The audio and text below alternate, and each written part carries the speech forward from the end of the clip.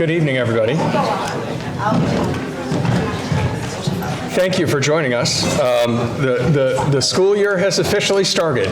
We know things are getting exciting here at McQuaid with all the events that are going on campus this evening.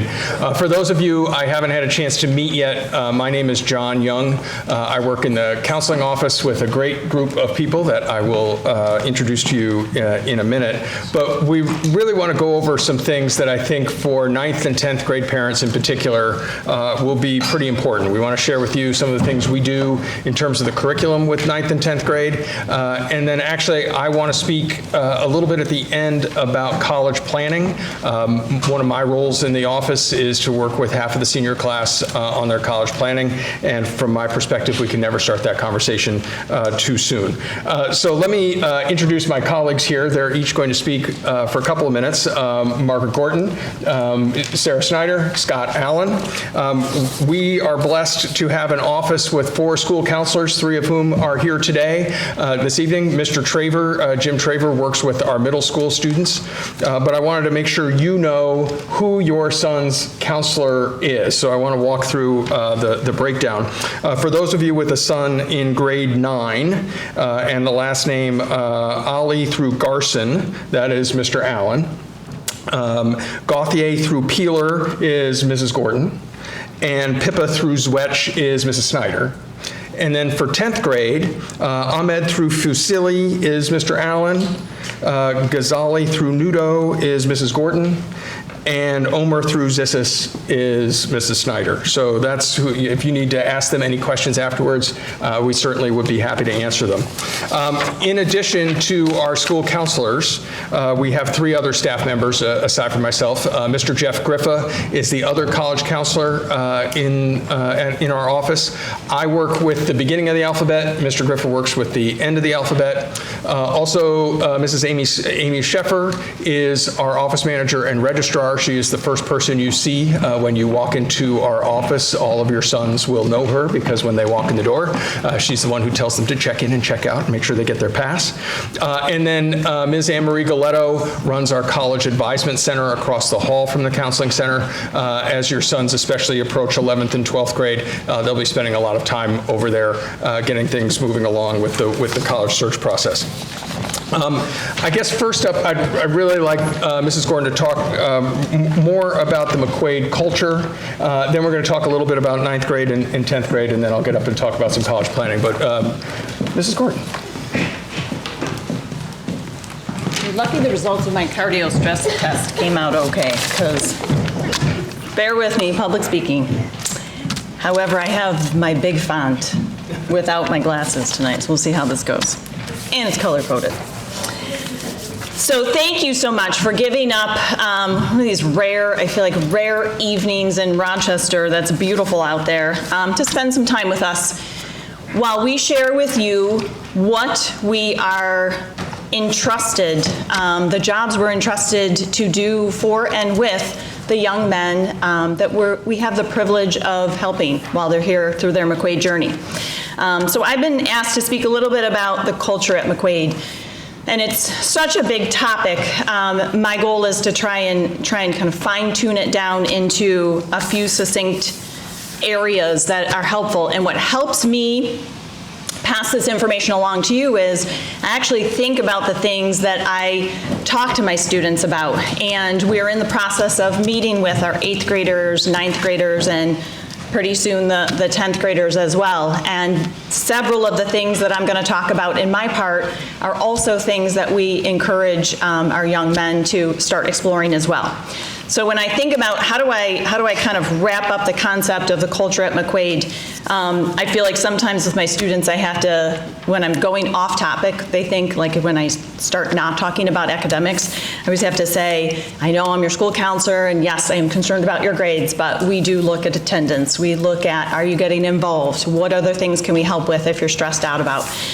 So in keeping that in mind, while yes, we do work with them as part of college prep, it's also about character education. So we are working to prep them for the potential of college with grades and with building up their activity resume and things like that.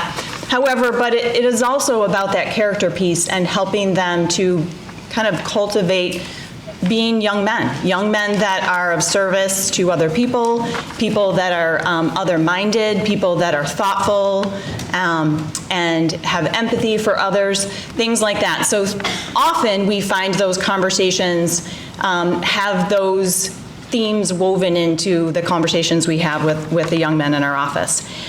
So yes, we are always challenging them to challenge themselves academically, but one of our grad concepts is to also be open to growth. So to that point, it is sometimes pushing themselves past what they're comfortable doing. And I think what I've noticed over the past several years is sometimes, they might come in our office asking for us to, by nature, I tend to be known as a problem solver, so I tend to help my students try to do that as well.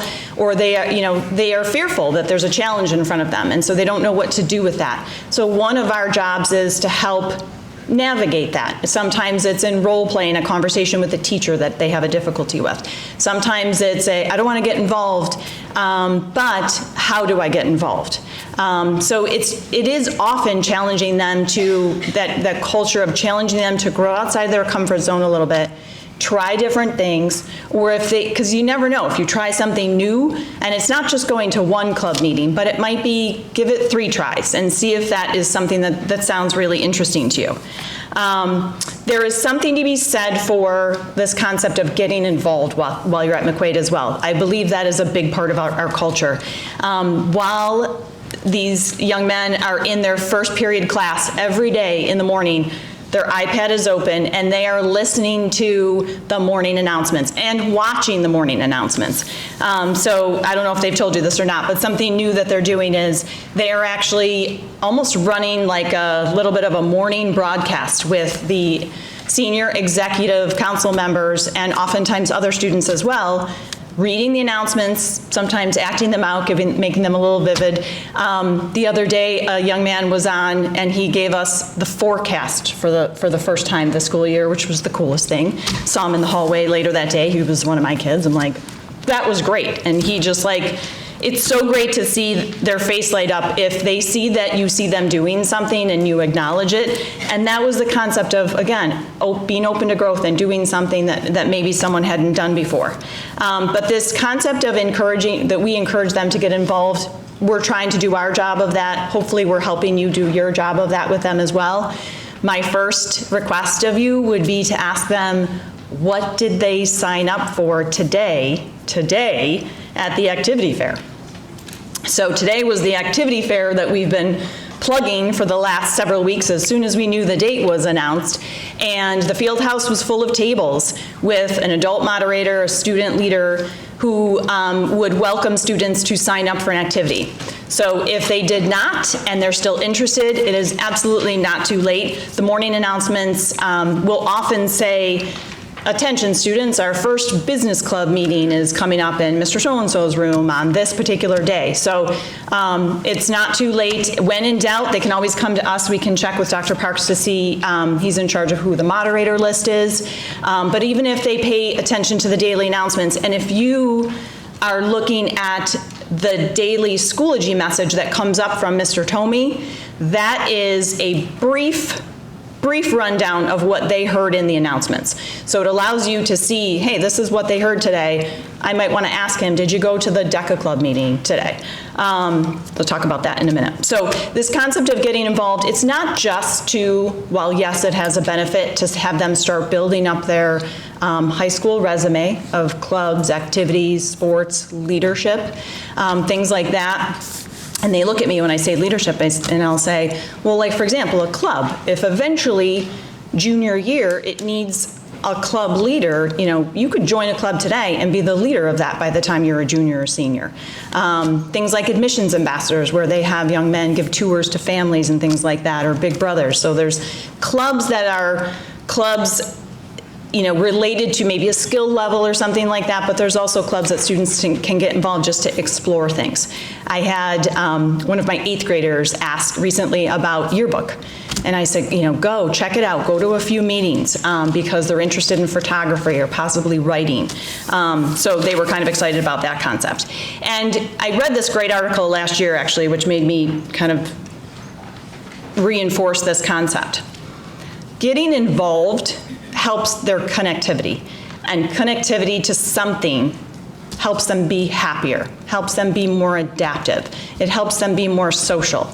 And that concept of feeling more connected to something, of course, McQuaid, to their classmates, to peers of similar interest, a lot of that has to do with their satisfaction in life, but also of their McQuaid experience.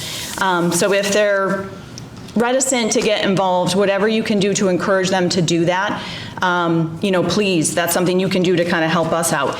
The other thing that I think clubs are really good for as well, and activities, is it allows them to explore different things. So we often, obviously will, or you're asking them already, what do you think you want to do? What are you interested in studying in college? A lot of times they don't know because they haven't really explored anything.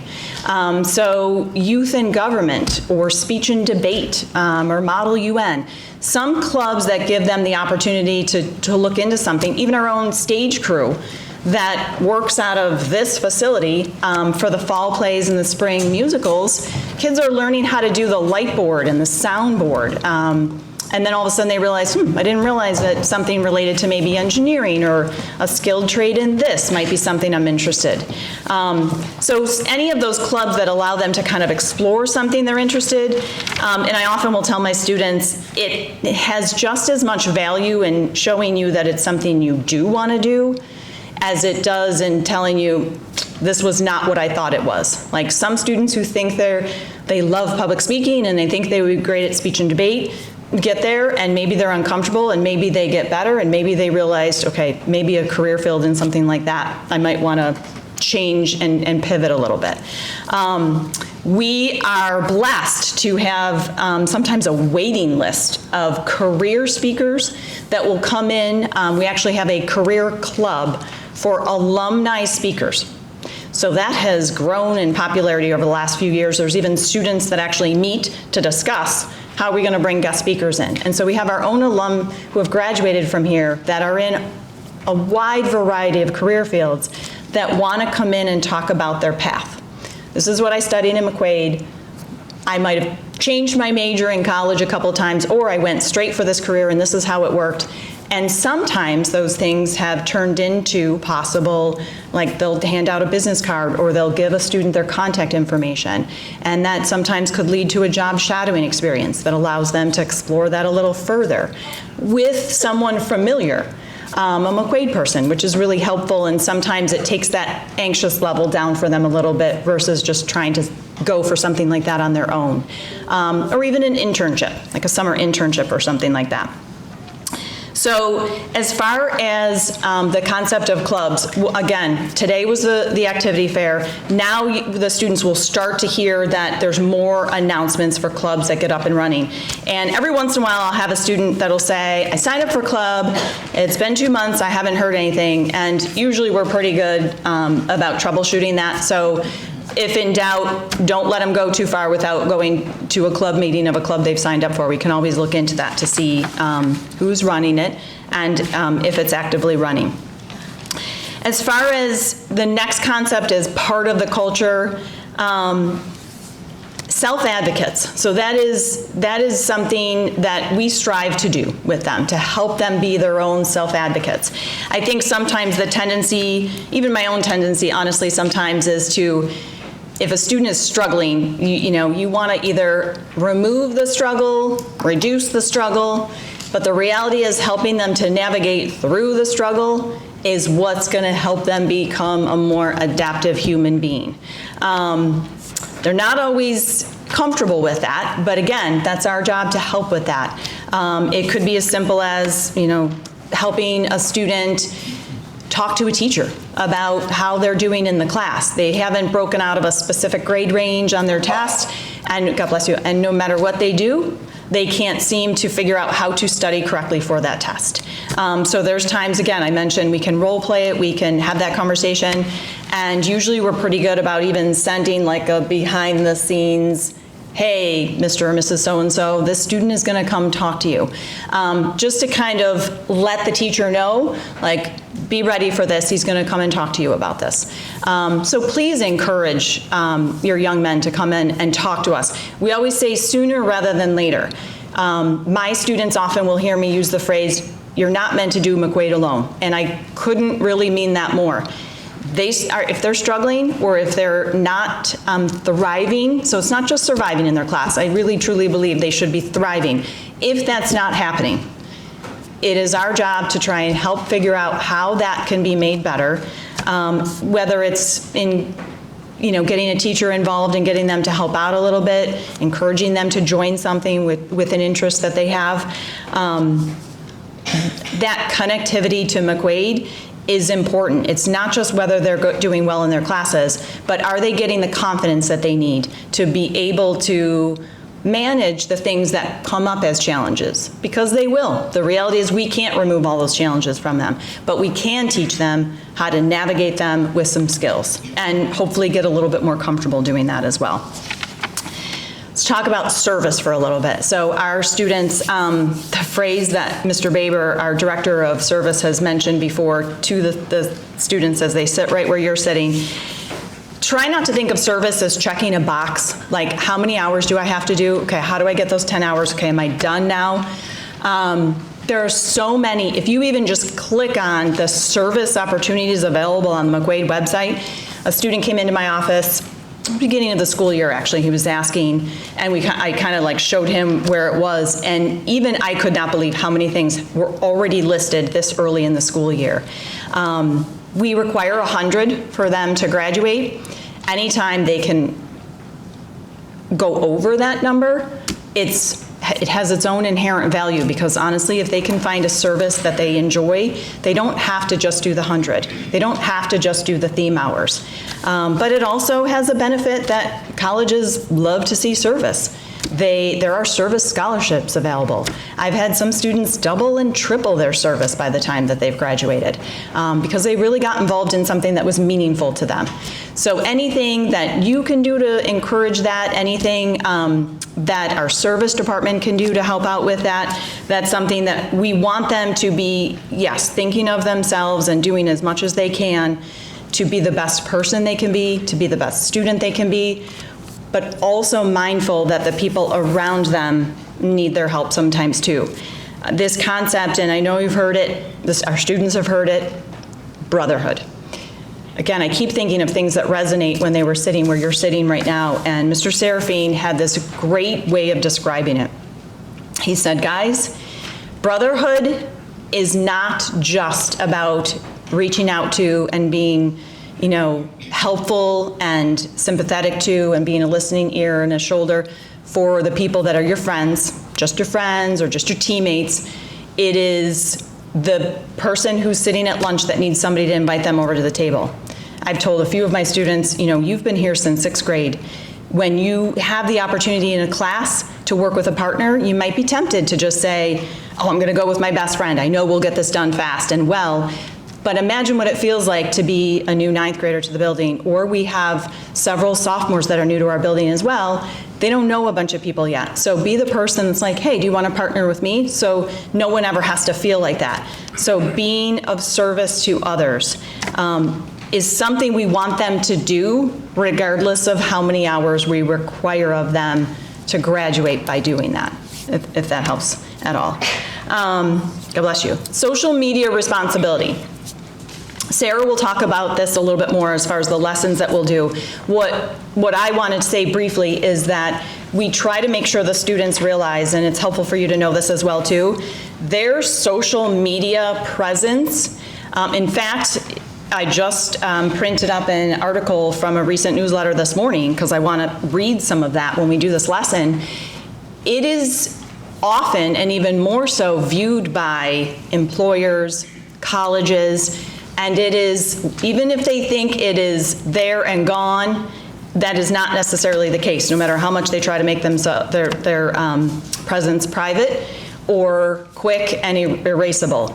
And all it takes is something for them to post or something for them to say to another student We've seen this happen where students will come to McQuaid and say, listen, I'm really worried because this is happening online with a friend of mine.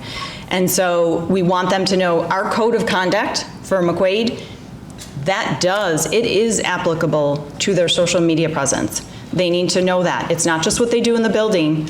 Their iPad, their school-issued iPad, things they search, we have an app that allows us to be able to filter to make sure they're not, if they are searching something of concern, that we're alerted to it. So keep that in mind as far as, and I'm sure you probably try and tell them this ad nauseum, but it'll be something that we will do as well. Their social media presence is something that other people look out for. It's not just theirs. The last thing I want to just, I guess, wrap everything up to say, to me, is near and dear to my heart, which is the concept of cura personalis, which hopefully you've heard that phrase. If not, it basically, the way we look at that is, it's care for the person. So to kind of come full circle to one of the original points I made is, yes, our job as school counselors is to make sure they're doing well in their classes, but it's also to make sure that they're taking care of themselves and they're taking care of each other. It's very, very important. I actually ask my students, like, how is your friend group? How is your support system? Do you have one? Caring for their whole person, their time management, their well-being, their health, that they're thriving, not just that they're, what we used to say, burning the candle at both ends, right? That they are managing all of that. When we do course selection, one of my catchphrases with them is to be challenged, but not to be overwhelmed. There is, they hear me say it all the time, balance. I want you to be pushing yourself so that you are challenged in these classes or with your interest level, but not so much that you're feeling overwhelmed or that there's so much for you to feel like you need to do that it becomes a pressure and you're not actually enjoying it anymore. So please, the last plea I would make of you is, if there's anything that we can do as their school counselor to help you do your job with them, to help us do our job with them that we're entrusted to do, please do not hesitate to let us know.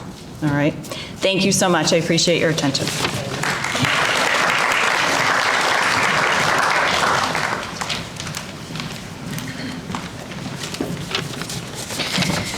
All right, so I am Sarah Snyder. Mr. Young already introduced me, but I am one of the school counselors at the high school.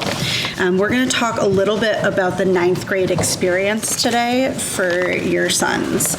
So freshman year is a really challenging year because it's a transition for a lot of guys with starting the high school courses, and that the grades that they get in those courses are then put on a transcript for them, which will eventually go to college as part of their application. So one of the things that we really strive to teach them is, starting off the year really strong, and that can look like a lot of different ways. And I'm going to go into those in just a minute. But one of the things when I have my meetings with my kids is letting them know that before the pile gets this big, we want to start when it's like this big and you're struggling, because it's a lot easier for them to be able to muddle through that versus something that has accumulated for them. So what does it look like for us? It's having them make sure they're checking their Schoology daily for assignments, checking their grades, communicating with teachers. It's making sure their notifications are turned on, God bless you, to make sure that they can see messages. So we communicate a lot with our students over Schoology. We send them appointments. That way, I might ask a question of one of my guys that way. So just making sure that they have them on and they can see our messages. Because my guys know I'll send a couple messages, and if we're not talking through, I'm coming to get you from class, and they don't like that so much. So just make sure they're on. Making sure their homework isn't on time. So a lot of our guys, they're going to get 1 to 2 hours of work per night. So if they're coming home saying, no, I have it all done, there was no homework, they're not telling the truth. So make sure you check with them on that. And even if they've spent time working on their homework and don't have a lot at home, they're always going to be hopefully reviewing their notes from each day, getting ready for potential quizzes coming up and unit tests. So it's really important for them to even just study each day a little bit for those courses amongst some of the homework that they're also going to be doing. So tests and quizzes are also a big part of their academic journey, so making sure they're not preparing the night before. They're spending time each day getting ready for that. And there's different ways for kids to study. So one of the things that I meet with my guys about is, okay, how are you studying? Are you just reviewing the material? Are you doing flashcards? Are you highlighting? Like, what does that look like? Because not everybody learns the exact same. So we want to make sure that they're getting their study skills the best they can and learning the best that they can with that material. One of the other areas I want to touch on is asking teachers for help during flex. So a lot of times I'll tell a guy, okay, you're struggling in this class, something's not right. I need you to go see this teacher every Monday during flex, ask questions, ask clarification, just get some extra support. And it also leads them for those self-advocacy skills.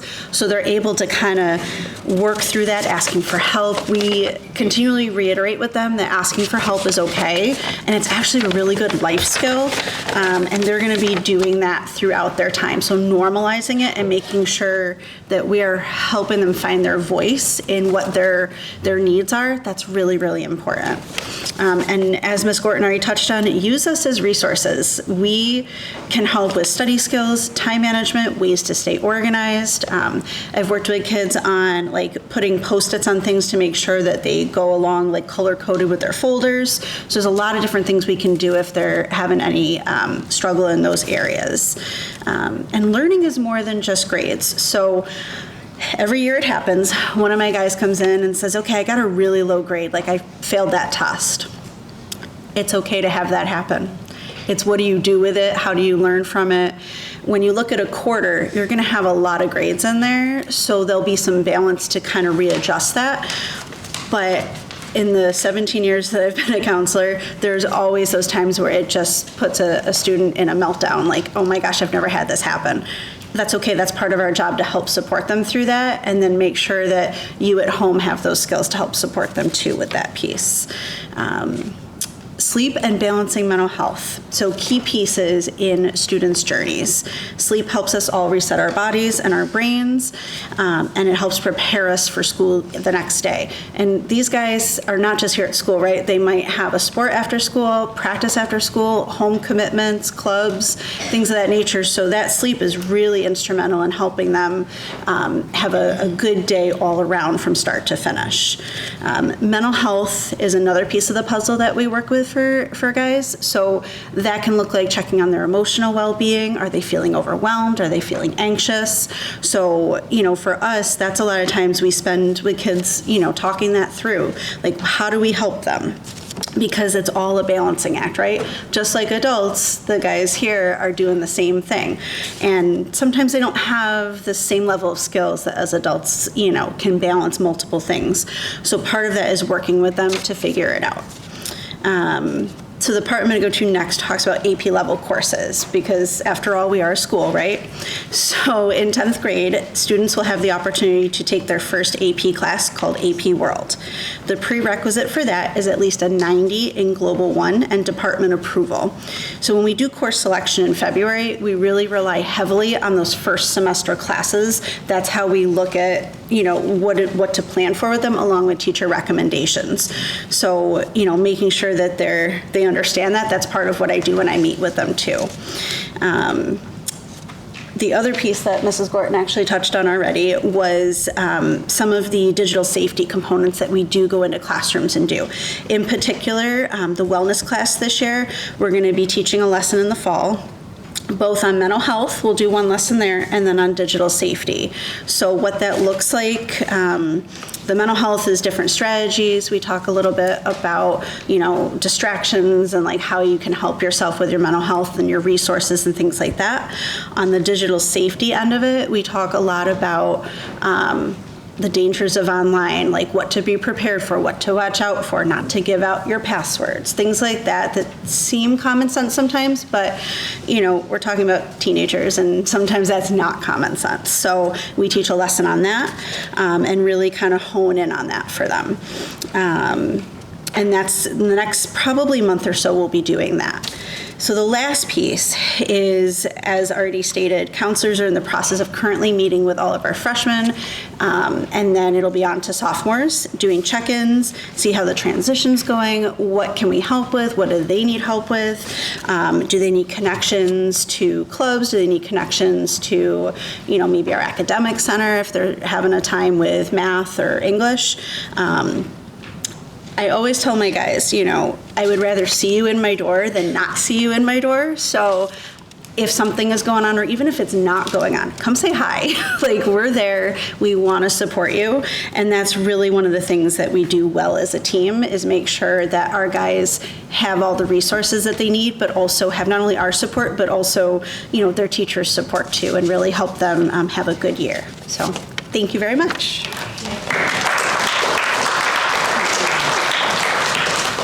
All right, so by now you're all thinking 10th grade, Mr. Allen's going to get up and talk for a half an hour, 45 minutes in 90-degree heat. That will not be the case, because 10th grade, in a word, is pretty much more of the same, but with more emphasis on growth, right? How do you take your 9th grade GPA and maybe step it up, son? When John talks to you guys a little bit about college planning, it's not rocket science, but we help these guys start to understand that if you can show that upward trend in your grades, if you can show that upward trend in your involvement in the school, if you can grow and push yourself outside your comfort zone when the time comes to talk to those colleges about who you are as a young man, you're going to be prepared, because you can't start that in 12th grade, right? So that's kind of how the gist of the conversation goes with these guys. We will start our 10th grade check-ins pretty quickly here. We're still working through our 8th and 9th graders first. And we will prioritize students that are maybe stumbling a little bit, like the ladies have referred to a little bit. We have the mid mark of the quarter coming up, where our first grade capture is Monday. So we'll be able to start to identify students that might need a quicker check-in than others. I always tell my guys, they know coming out of freshman year, and I'm sure the others do as well, just because we check in with our younger guys first doesn't mean that you can't come in and set up an appointment with us at any point in time to start that process as well. So I'm sure each one of us has already seen a couple of our sophomores as well, as we kind of get into gear and talk about them individually. I'm going to talk, and I know the others do too, about what are your goals now, right? Are you achieving your goals? Because in truth, we have the full range. We have the 99 average students here, and we have the barely passing students here. And so it's all about how do you want to perform, and how do you connect those dots in order to be able to do that, echoing a lot of what has already been covered in that respect. Sophomore year, we are going to also do our course selections with them in February, where we spend now more time talking about, thinking a little further ahead than when we do when we're with the younger grade levels. College goals, if you have them. If not, we'll do a little bit of introductory level work with them about that process as well. How do you set those goals and start to increase the college awareness part? From a curriculum standpoint, we do a careers lessons with them in the second half of the year. In the front half of the year, we'll work with that 10th grade health teacher to do refresher training on digital safety again, because quite frankly, in this day and age, you cannot hit that enough. Because it's pretty serious stuff. And we also do a lesson on personal safety as well. Really, the dangers are more through the teen safety curriculum, in case you've ever heard of that. Most schools in Monroe County use that curriculum. And really, the digital safety is what we see a lot more of here, but we always are working with the guys to understand the safety rules and that type of thing as well. I think that pretty much covers for the most part. The big thing, I think, in the end is sophomore year is harder. And they're going to take, when we plan their courses, they're going to take more difficult classes in terms of quantity. So typically, we would like to see guys start off with 1 or 2 or 3, depending on where their ability level is, and then kind of work their way up like climbing a staircase. So they're taking more classes so long as their grades remain or get better as they go. So we kind of try to figure out that balance point with them. That's a great thing for you guys to talk with them at home as well, because balance is unique to them in terms of how hard they're working, how often they're putting in a late night, that type of thing as well. So again, for me, I'm always happy to talk with a family, to kind of get your insight for what you know about your guy, especially when we get close to February timeframe, so that we can help them make those choices appropriately as we go. So that said, I am going to turn it over to John. He's going to talk about college stuff, and then we'll be available to talk to you individually. Great. Thank you. Just for my knowledge, and just so you're aware, my background, I've been at McQuaid now, this is my third year. Prior to that, I spent most of my career working in college admissions offices, making admissions decisions. But for how many of you will this be your first child who's going to be graduating from high school? And think, okay, so it's a lot of you. How many of you have had older ones go through already? All right, you can get up and then lead these. But I think it's important to remember, even if you've had someone go through this whole process before, it's the first time for this student right now. It's their first time. And I'm always reminded, one of my favorite moments at Hobart and William Smith was when I worked there, was arrival day, when all the new students are showing up, and I would always try to introduce myself to as many as possible. And I'd always look for the ones who were by themselves, who didn't have family members with them. They were usually coming from far away. And I walked up to one student who was standing on the corner with the mound of luggage and no parents around, and went up and introduced myself and asked where they were from. And they said, "Oh, Fairport." I said, "Well, that's not that far. Where's your family?" And the student looked right at me and said, "Mr. Young, I'm the 7th of 7 children. I think my parents went on a wine tour. Maybe they'll be back for the dean's panel, but I highly doubt it." Please remember, even if it's your 7th, it's their first time going through this, and everything changes. And the same is true in terms of the college landscape. There is no doubt in my mind, I've been involved in this world for 30 some odd years. It has changed dramatically over that time, certainly even more so than when I went through it myself.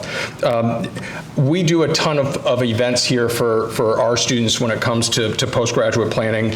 This year we have over 100 different colleges and universities coming to visit McQuaid to meet with our students. Just this week we've had Monroe Community College and Alabama and Boston College and Dartmouth and Cornell and Penn State and Geneseo all visiting to meet with our students in the College Advisement Center, and it's a great chance for them to meet the person who's going to actually read their application when they come.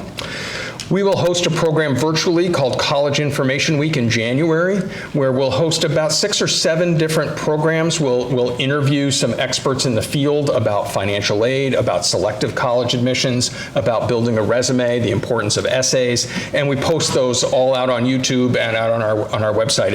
You can watch them anytime that you want. So when you have interest in this, it's an easy thing to click on.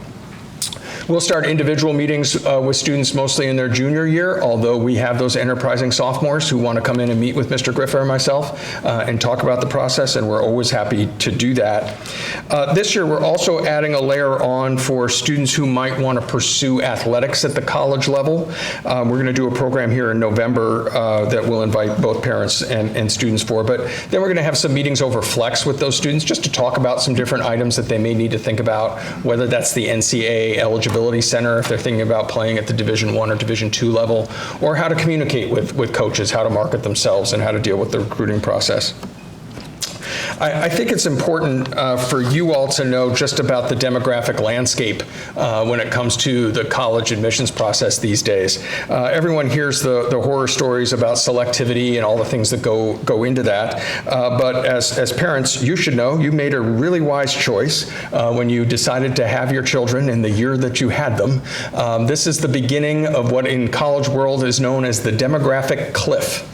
Starting with those children the year of 2008, there's been about a 15% drop in the number of high school graduates now 17, 18 years later because there was such a drop in the birth rate in 2008, and that will continue for a while. That will not recover. So that obviously means there's going to be fewer students applying to college. What we're seeing data-wise, however, is that may not impact the most selective colleges in the country. I think they're going to stay pretty much the same in how they behave. But if you're willing to look a little broader and wider, I think there's going to be some amazing options available to your sons. The students that I talk to oftentimes are complaining about their geography, and where they're from doesn't help them in the process. Boy, if my family just moved to North Dakota and I picked up the oboe, everyone would want me. And what I don't think they recognize is, wait a minute, if you apply to a school in Arizona, you're geographic diversity for them. They might want some more students from New York. So I think when students can think in broad terms about their search, they can really have some amazing outcomes. I do think there's a risk when families really look to Harvard and Yale and Princeton as the beacons of how you should do this process, right? They're in such rarefied air. When you're admitting 3% of your applicant pool, you can be ultimately choosy and be so demanding for what you want from your students. And I think our students hear that and think, I've got to take every AP course that's possibly available to me. I must get 1580 on my SATs in order to be competitive. And you know what? Maybe for those schools that may be true. But last year, you should know that only 6% of colleges admitted fewer than 30% of their applicants. Only 6%. I think that's really kind of a surprising statistic when you consider the opposite of that. 77% of colleges admitted more than 60% of their applicant pool. Odds are still very much in your son's favor when it comes to positive outcomes here. Let me also encourage you to not get stuck in your own college perceptions, especially when we are living here in the Northeast. I don't know that anybody, as somebody who grew up in the Midwest and moved to the New York for college and has stayed here, I don't know that people here really recognize the sheer volume of the most high quality institutions that are in your backyard. They're right here. And we just get so used to them being here that you don't recognize for people who grew up in Kansas, they don't have the same access to the number of institutions that we have right here. But I think sometimes also we get stuck in I know I do, in my perceptions of what a school was like when I was applying to college and can't get out of that perception. I'm stuck in it from 30 plus years ago. I'll give you a perfect example. Northeastern University, which many of you may know, is a great school right outside of Boston. We've seen a lot of our students have interest there where many years ago that wasn't the case, but of late we've had a lot of our students apply. Last year they had a 5.6% acceptance rate. They had over 100,000 applicants and admitted 5.6% of them. 20 years ago, they admitted 70% of the students who applied. That is a monstrous change in a very small period of time. What's interesting is they're still admitting exactly the same number of students they did 20 years ago. They just have so many more applications than they did before. So the institution truly hasn't changed that much. It's just the volume of the applicant pool that has changed. And with that comes perception. No question about it. I think we're seeing our students are applying to slightly more colleges than they have in the past. Last year, students at McQuaid applied to an average of 7.8 colleges. That's up from 6.8 the year before, so we went up a full application a year ago. And I think that's one of the reasons that we're causing this explosion in applications. We're also seeing more of our students apply early. 78% of our students applied early action last year. Yet only 18% applied early decision. Early decision is the binding agreement. You're making a first choice commitment to an institution and you're saying you're going to go there. That number's been dropping for us. But the number of students who have been applying early action, you apply early, get a decision early, but you don't have to go, has been going up. That's been putting some pressure on this process to accelerate the timeline a little bit. As far as test optional data goes, last year, it was about 90% of colleges that did not require SAT scores. That number is shrinking. We're having more and more colleges go back to requiring standardized test scores. This year, that number is 82% of colleges that don't require it. So 8% more schools are requiring SATs, and I think that trend is going to continue over the next couple of years. What does this mean for your sons in this process? Let me encourage them to engage with their faculty, ask questions, go see them at flex time, see our counselors when things aren't going the way they want to. There's an amazing data point about students' perception of what's important in the college admissions process and what college admissions officers say is important in the process. There was a survey done. And students said, number one, they think the most important part of the college application process is the essay. They think number two is activities. Number three is interviews. and number 4 is sports. That's what they think is 1, 2, 3, 4 in terms of what's going to make the decision for colleges. College admissions officers, number 1, performance and college prep courses. Number 2, strength of their curriculum. Number 3, letters of recommendation. Number 4, and actually Ms. Gordon mentioned this, character. As part of the lawsuit that Harvard faced, they had to release their matrix for making their admissions decisions. And one of the things that was really interesting was they rate students on a scale from 1 to 4 based on their character and what comes out of recommendations and other things. And that becomes an important piece of the decision. So what does that mean for your students? I think they need to take advantage to perform well in the classroom, to get to know their faculty members, to get to know their classmates, to take opportunities to expand their knowledge and their breadth, their curiosity, to learn empathy and compassion for others, and check in with their counselors, not only when things are rough, but when there's something to celebrate. We love celebrating moments with our students.